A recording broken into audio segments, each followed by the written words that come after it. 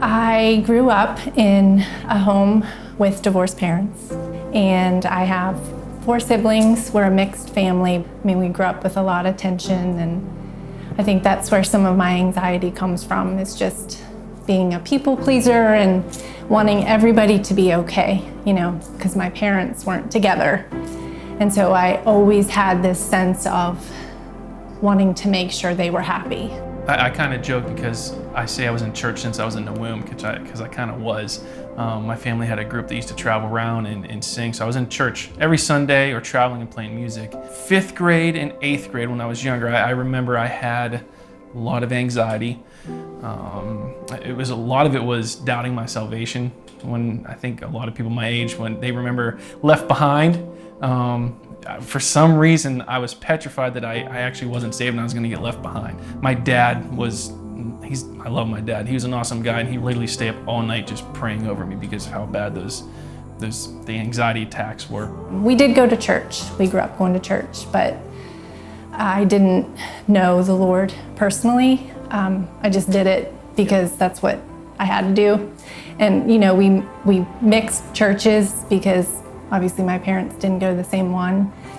So one week we'd go to one church, next week we'd go to another, and it was just a very confusing thing for me. So I went to college, and as soon as I got there, I remember my parents dropped me off. I started crying. As soon as they left, I felt so lost and alone, and I felt like I couldn't find any solid ground to stand on, and I knew no one.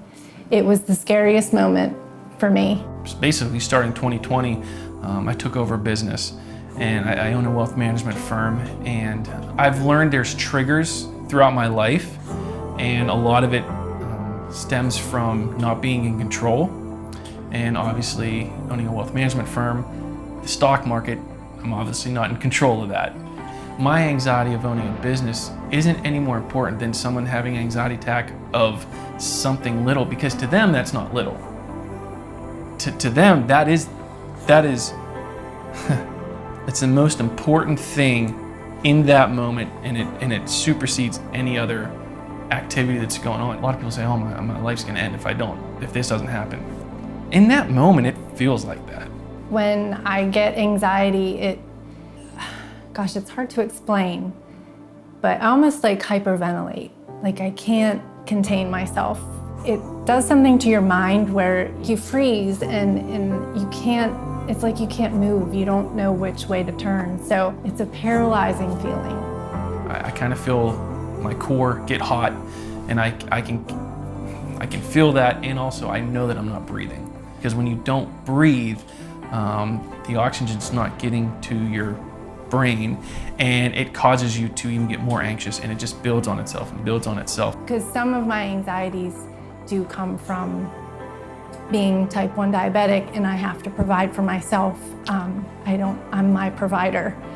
So last year I lost my job, and that just heightened all the anxiety. And then we had COVID on top of all that. But for me, I have this overwhelming fear of providing for myself, but then if I don't have medicine and health insurance, then I don't survive, It's just this fear that I keep holding on to of I have to take care of myself with insulin, and if I don't have it, I don't live. Matthew 6:33-34. So do not worry about tomorrow, for tomorrow will worry about itself. Each day has enough trouble of its own. So I would just say, okay, I just have to focus on today. I don't have the strength for tomorrow. But the verse right before that, a lot of people skip over, but it says, but seek first his kingdom and righteousness, and all of these things will be provided to you. And if you know that scripture, going back to verse 25, it talks about don't be anxious of what you're going to eat and what clothing you're going to wear, because the sparrow, the birds, the flowers, the Lord provides for them, and aren't we more important than those things? God has always provided for me. It's amazing when I look back and think of how he has just guided me. Every time I've needed a job or needed health insurance, he has been there to completely provide. And a lot of times I'll actually reach out to friends too to be praying. I mean, I don't think we can do it without friends. You need to have a core group of friends who are believers. Because if your friend group isn't believers, you're going to go to other vices that try to help numb that pain. We have each other for a reason, and you need the prayer support of other people sometimes, because the minute I turn my eyes to a situation, a circumstance, a person, is the minute my anxiety could start again. Thankfully, I had it happen enough that I know to just stop and breathe.